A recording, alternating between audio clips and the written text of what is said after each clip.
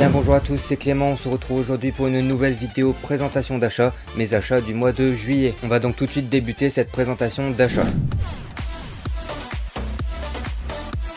Et on commence tout d'abord par le site TIE Fighter de 2020, donc un set que j'ai eu au prix de 35 € et qui était vendu à l'époque au prix de 70 € par Lego, donc c'est une plutôt bonne affaire.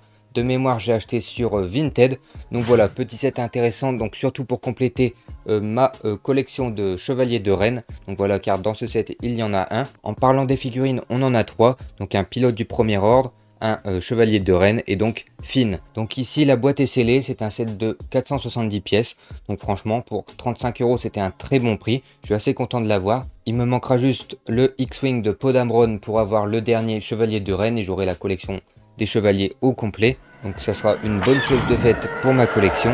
Sinon donc c'est un set de 470 pièces, plutôt sympa, c'est un plutôt beau TIE avec les formes des ailes en triangle etc, c'est plutôt sympa. Donc je verrai bien ce qu'il donne si jamais je le monte ou je le garde scellé, je sais pas encore ce que je vais en faire.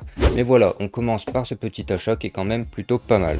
Et maintenant on continue par un set de l'année 2002, donc un vieux Lego, à savoir le R2D2 8009. Donc très vieux set, qui a le même âge que moi, 21 ans.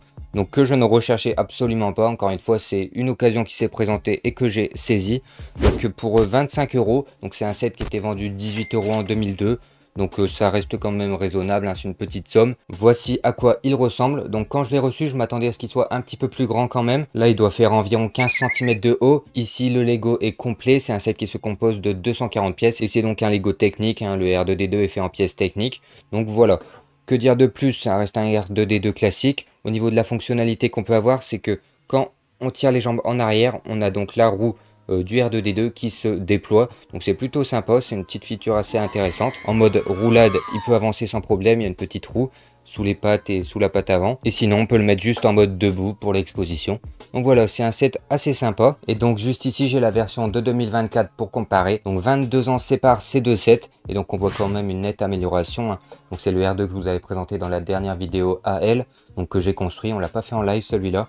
Donc voilà, qui est très sympa, qui est d'une bonne taille, hein. Franchement c'est un très bon set. Je les mets l'un à côté de l'autre pour comparer un petit peu les deux sets. Et donc voilà, il y avait la boîte, la notice, etc.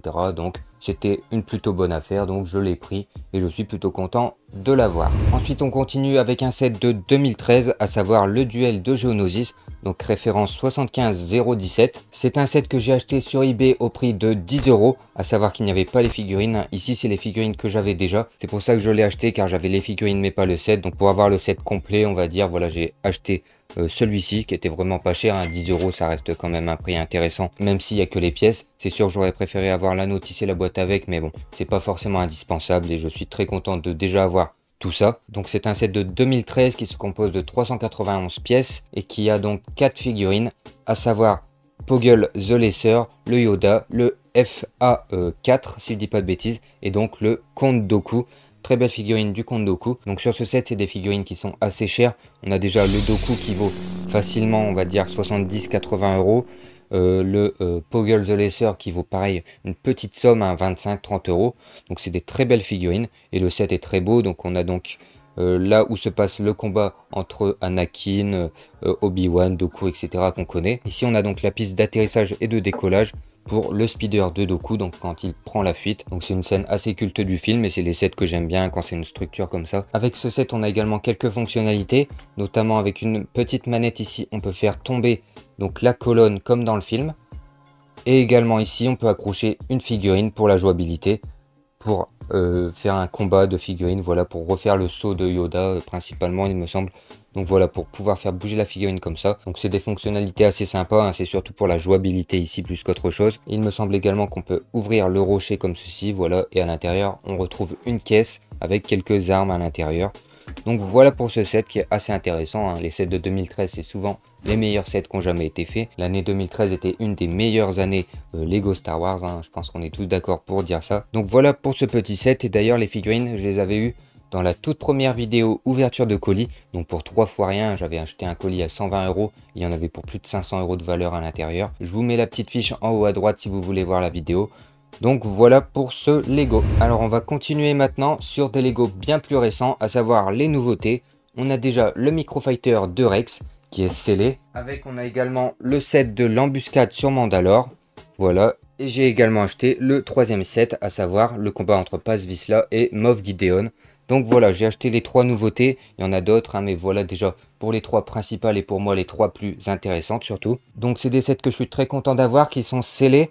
Donc déjà, ces 2 sets là, je les ai eu ensemble de mémoire à 35 euros, il me semble. Donc sachant que celui-ci est vendu 22 euros et celui-ci 40 ou 45, je sais plus exactement. Mais bref, c'est un très bon prix.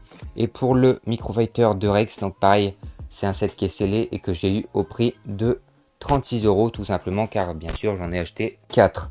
Donc voilà, 4 parce que l'offre s'est présentée. J'en recherchais 2 à la base, un pour ouvrir, le construire et l'autre pour le garder scellé. Mais là, une offre s'est présentée d'en avoir 4 pour 36 euros, soit du 8 euros unité ou alors du 3 plus 1 gratuit. Donc c'est plutôt intéressant, hein, 8 euros unité pour ce Microfighter, c'est très intéressant. Donc voilà, plutôt content d'en avoir 4. J'en mettrai certainement 2 autres en vente, hein. Je verrai bien ce que j'en fais. Et donc voilà, des plutôt beaux sets qu'on construira en live très prochainement. Donc soit aujourd'hui on est le 30, soit le 31, je verrai bien, je ferai un petit live. J'en profite pour faire ma petite pub, donc n'hésitez pas à vous abonner et activer la cloche pour ne rien rater, ne pas rater les vidéos et les lives. Donc voilà, bref, on se construira tous en live. Au niveau des figurines qui m'intéressaient vraiment, donc le Moff Gideon bien sûr, le Paz Vizsla, donc une version différente de l'ancien qui était sorti dans la forge Mandalorian. Ici sur ce set, on a les commandos qui vont m'intéresser, le Knit Hall également. Et là-dessus, bien sûr, la figurine de Rex, il n'y a que celle-ci. Ça reste des très bons sets que je suis très content d'avoir. J'ai bien fait d'attendre 2 mois avant de les acheter, car comme ça, j'ai pu les avoir à des prix très intéressants. Je l'avais d'ailleurs dit dans ma vidéo présentation de nouveautés que j'attendrai. Et j'ai bien fait, comme quoi j'ai eu des prix vraiment ultra intéressants pour ces sets.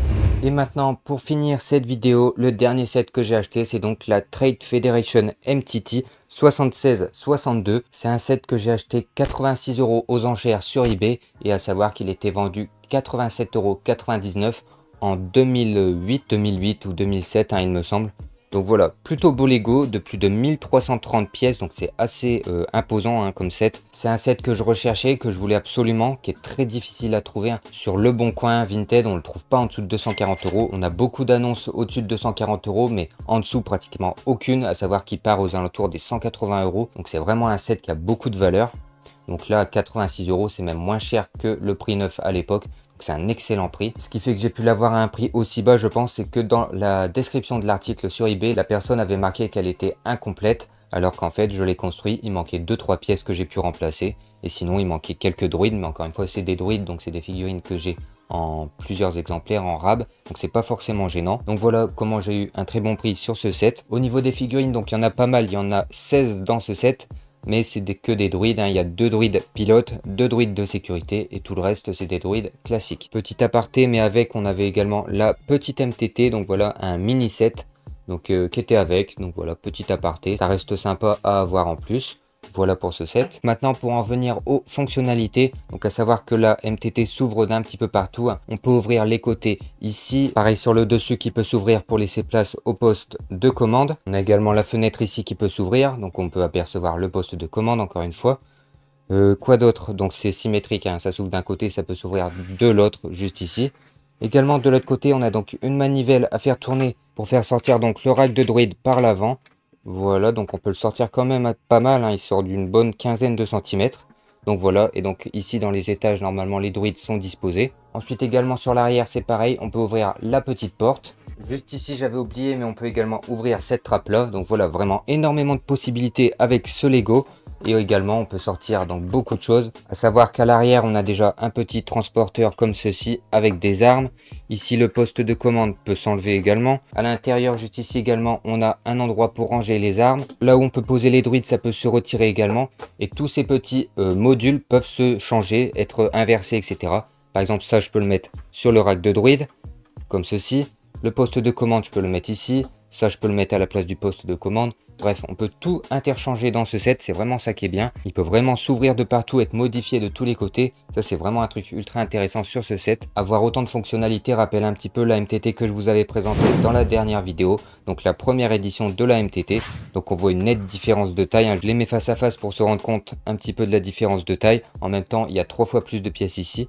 Donc on voit vraiment une énorme évolution de la MTT. C'est la MTT la plus grande. Il y a également le modèle de 2014 qui est sorti mais qui est bien plus petit, qui a à peu près 400 pièces de moins. C'est un très très beau Lego que je vais vous conseiller d'acheter. Si jamais vous trouvez une bonne affaire, n'hésitez surtout pas à l'acheter. Il est vraiment magnifique et très imposant. Donc je vais vraiment vous le conseiller. Pas plus de 140 euros. Pour moi, il vaut pas plus de 140 euros. Donc voilà, si jamais vous le trouvez en dessous, n'hésitez pas à le prendre, mais c'est très rare quand même, encore une fois, plus de 240 euros sur les sites de seconde main. Mais ça reste un très très beau Lego, c'est pour ça qu'il est cher. Voilà donc pour tous les sets que j'ai pu acheter ce mois-ci. Donc on a du très récent, du beaucoup plus ancien. Bref, comme d'habitude, un large choix de Lego qui viennent s'ajouter à ma collection. J'espère que cette petite vidéo vous aura plu. Si c'est le cas, comme d'habitude, n'hésitez pas à liker, à vous abonner. Et moi je vous dis à la prochaine, c'était Clément. Salut tout le monde.